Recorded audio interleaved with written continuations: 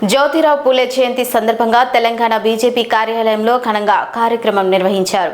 అనంతరం రాజ్యసభ సభ్యుడు కె లక్ష్మణ్, మాజీ పార్లమెంట్ సభ్యుడు బూర నర్సయ్య గౌడ్, నాయకులు, కార్యకర్తలు పెద్ద సంఖ్యలో పాల్గొని జ్యోతిరావు పూలే చిత్రపటానికి పూలమాలలు వేసి నివాళులు అర్పించారు.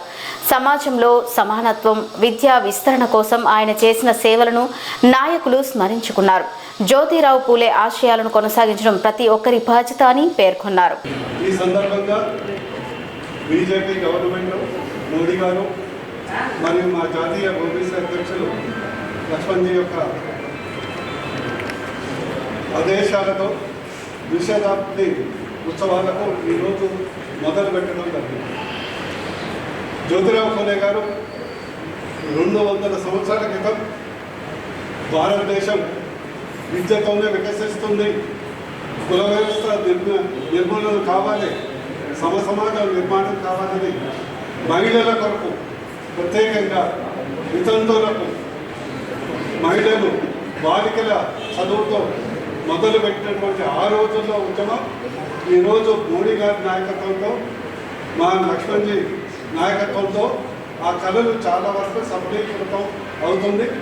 వారి కళ ఏదైతే మహిళా సాధికారత కళ కూడా ఈరోజు 16వ తారీఖు నాడు మా మోడీ గారు బీజేపీ ప్రభుత్వం దాన్ని సాకారం చేయబోతుందని తెలియజేస్తూ ఈరోజు మోడీ మా జ్యోతిరావు పూలే గారు కళలు కన్నటువంటి ప్రతి అంశాన్ని మోడీ గారు నిజం చేస్తున్నారు.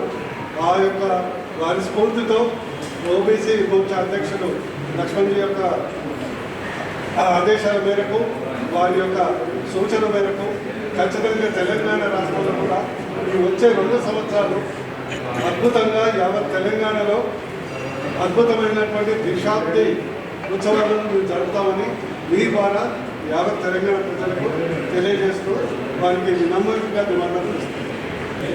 పురుషులతో సహా స్త్రీలు కూడా అన్ని రంగాల్లో సమానంగా ముందుకోవాలంటే అప్పుడే అతనికి ఆలోచన వచ్చి అప్పుడు ఉన్న పరిస్థితులు అనుకూలించకున్నా కానీ విద్యా విషయంలో కానీ, కుల వివక్షల గురించి కానీ, సనాతన ధర్మం గురించి కానీ, ఆ రోజు పేద గొప్ప ధనవంతులను తేడా లేకుండా మనం ఈ దేశంలో ఎలా జీవించాలో అనే ఒక మార్గం వేసిన మహోన్నత వ్యక్తి.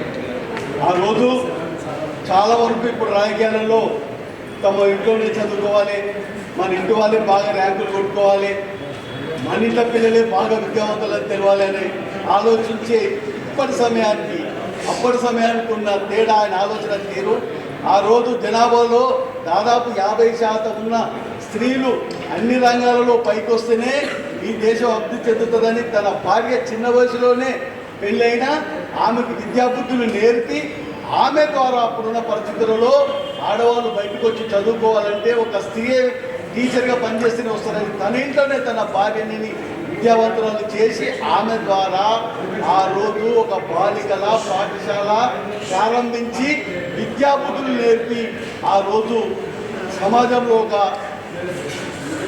సందేశం ఇచ్చిన మనది. కానీ ఇవాళ చూడండి, మన అదృష్టం ఆ రోజు జ్యోతిరావు పూలే ఆశయాలకు అనుగుణంగా జ్యోతిరావు పూలే గారు ఎలాంటి ఆశయాలు కలగనడో ఈ దేశం ముందుకోవాలంటే జ్యోతిరావు పూలే యొక్క ఆశయాలు ఏ విధంగా ఉన్నాయో దాన్ని చిత్తశుద్ధితో అమలు చేయడానికి మన భారత ప్రధానమంత్రి నరేంద్ర మోడీ గారు ఇలా ముందుకు పోతున్నారు.